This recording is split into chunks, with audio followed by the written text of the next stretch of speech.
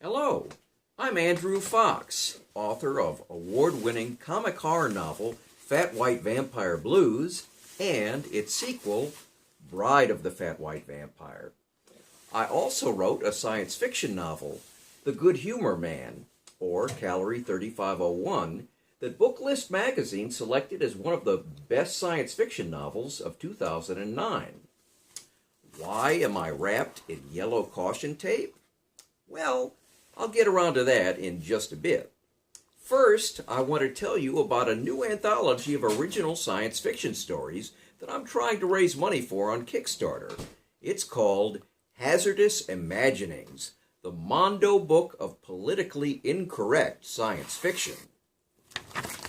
A half-century ago, a pair of science fiction anthologies, whose titles were very similar to Hazardous Imaginings, grabbed hold of science fiction and steered it in a whole new direction. Before then, American science fiction, with a few exceptions, had been a somewhat conservative genre of fiction. Aimed at an audience of teenagers, it had mostly stayed away from depictions or considerations of sex, the counterculture, and drug use. But then the taboos were all pushed aside. Suddenly, science fiction could talk about incest, homosexuality, bisexuality, women's liberation, sadism,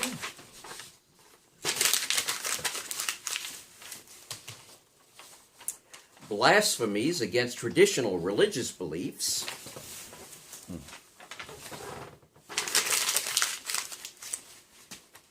the moral limitations of capitalism, and the pervasiveness of bigotry in American society.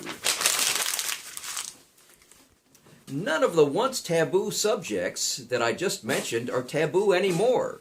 Pretty much the opposite. They've become pervasive in the arts and popular culture.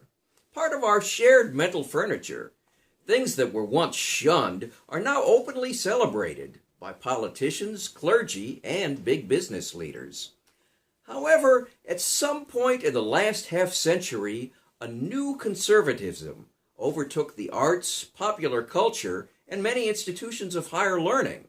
Former young radicals are now the gatekeepers, hoary old guardians of today's social consensus. A new generation of young people has embraced the idea that speech is violence, that they have a right, somehow, never to be offended, and that opposing viewpoints are morally evil and must be shouted down. Science fiction is often called speculative fiction. Speculation and extrapolation, asking what if and why or how, is the genre's lifeblood. Science fiction writers can't wrap themselves in yellow caution tape. If they do, the field dies of self-strangulation. It descends into platitudes and cliches. Science fiction writers need to feel free to follow their what-ifs wherever those speculative rabbit holes may lead, even if they lead to unpleasant places. That's the reason I'm raising funds for Hazardous Imaginings, the Mondo book of politically incorrect science fiction. This anthology will offer answers to these questions. What are today's taboos? What kinds of science fiction stories are verboten in today's commercial publishing market? What just won't fly, whether due to editors' aversions, editors' assumptions about readers' aversions, or commercial pressures of commercial publishing? How can these modern-day taboos be illuminated and explored using the unique extrapolative tools of science fiction? I'm aiming to raise $7,000 so that I can offer contributors a professional word rate and pay for production costs, premiums for donors, and the use of the Kickstarter platform. I'll be looking for stories of high literary merit from both experienced science fiction writers and talented newcomers. I won't consider any troll submissions, stories meant only to provoke, defame, shock, or insult. The more outrageous or disturbing the material, the more incisively it needs to be explored using the cognitive tools of science fiction. Provoke?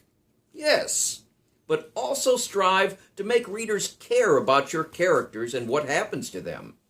Aim to leave readers with something to think about, not simply something to be repulsed by. Science fiction should always make room for contrarians, for heretics, for the unfashionable and the unpopular, for dreamers at the fringe. Without them, the centuries-long conversation at the heart of science fiction becomes a sterile echo chamber. In this era of accelerating technological and social change, we need a daring and courageous science fiction more than ever. A science fiction absent of self-censorship. So, let's rid ourselves of this yellow caution tape. Hand me those scissors, please.